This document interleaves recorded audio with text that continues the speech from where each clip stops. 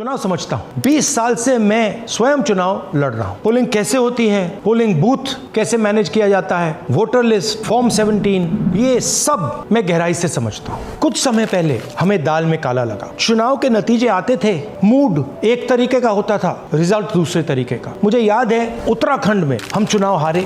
बाद में मैंने कैंडिडेट से पूछा कि जहां रोड शो हुआ था वहां जाके देखिए हमें कितने वोट मिले। हजारों लोग आए थे, पोलिंग बूथ में किसी ने वोट नहीं किया। ये असंभव था, ये हो ही नहीं सकता। उसके बाद छत्तीसगढ़ और मध्य प्रदेश के रिजल्ट, हमें लगा कुछ ना कुछ गलत हो रहा है। 2018 में मध्य प्रदेश में चुनाव होता है, हम जीतते हैं। हमारी सरकार चोरी हुई थी। 2023 में चुनाव होता है, मैंने अपने आंखों से भारत जोड़ो यात्रा में देखा, भयंकर एंटी इनकम्बेंसी, और हमें 65 सीट मिलते हैं। इम्पॉसिबल, हो ही नहीं सकता।